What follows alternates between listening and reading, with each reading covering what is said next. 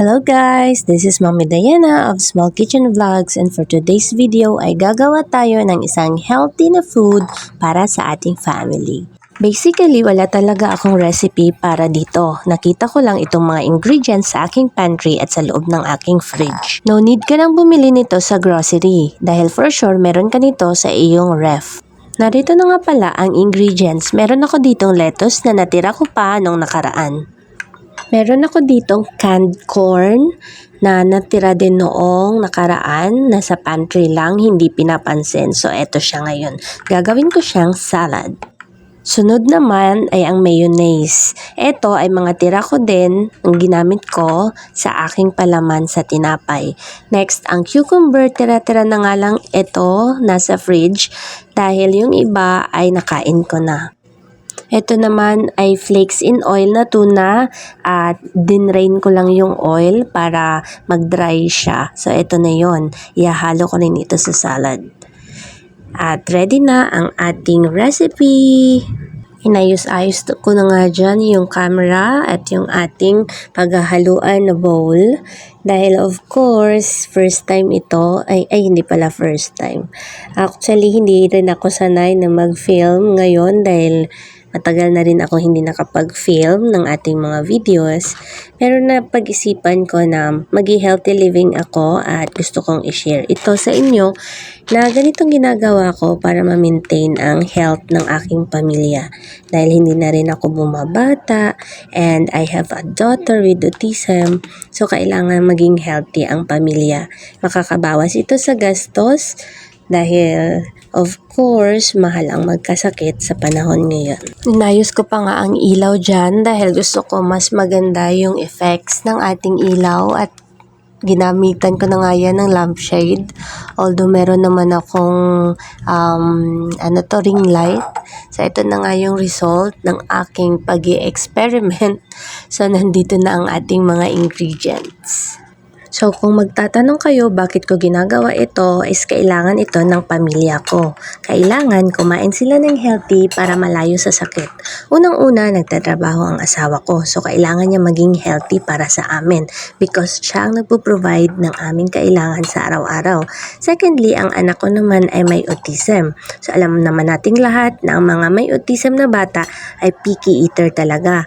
Hindi madaling pakainin ng gulay at prutas. At meron pa siyang problema sa kanyang bowel movement. So, kailangan niyang kumain ng prutas at gulay araw-araw. Sa mga mommies na may mga anak na merong autism, sinasuggest ko na kailangan yung pakainin sila ng mga healthy na pagkain tulad na ito. So, magsisimula na tayo. Mag-start akong maglagay ng asin at paminta sa ating mayonnaise. Gumamit nga pala ako dito ng iodized salt, konting-konti lang. And then, lagyan natin ng paminta, yung durog, konting-konti lang din. Pamintang pino nga pala ang tawag doon, nakalimutan ko na. Kailangan lang natin itong paghalu-haluin. Ito ang magsisilbing dressing natin sa ating salad. So kung meron naman kayo dyang nabili na salad dressing, pwede naman itong gamitin. Meron kasing binibili doon sa grocery, yung Thousand Islands, yung ready-made na ba, na pwede nang ilagay dito sa ating mga gulay. Ito na nga at uumpisahan ko nang gawin ang ating salad. So una, inilagay ko yung lettuce sa malaking bowl and then ilagay ko ang tuna sa taas on top of the lettuce. Sunod naman ay ang ating cucumber na pinagayat-gayat ko ng maliliit at inalis ko na pala dyan ang kanyang balat at ang kanyang buto. So, iyan na siya.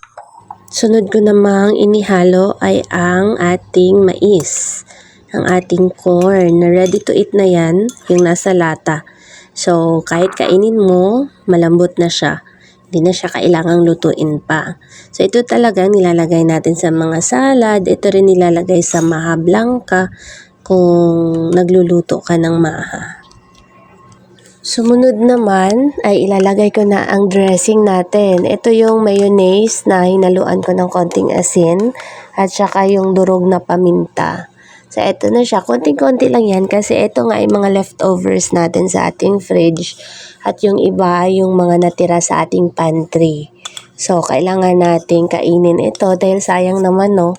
Diba, binili natin ito sa grocery and then hindi naman natin makakain. So, kailangan nating maging madiskarte talaga sa kusina para maging productive or para makatipid tayong mga mommies. So, eto na. Hinalo-halo ko nga lang dyan hanggang sa manuot yung ating dressing sa ating mga ingredients. At eto naman, napakasarap talagang tingnan. Although, syempre, yung ating anak ay feeling ko imposible siyang kumain na ito. Dahil hindi siya naman kumakain ng lettuce, hindi siya kumakain ng tuna, ng mais, at of course, yung mayonnaise. So, kahit na, no, pwede natin itong kainin, ilagay lang sa ref, ilagay lang siya sa sealed na lalagyan, and then pwede natin kainin every now and then. So, ito ay healthy, nakatipid tayo, at of course, masarap din. Salamat sa panunood at salamat din sa lahat ng suporta.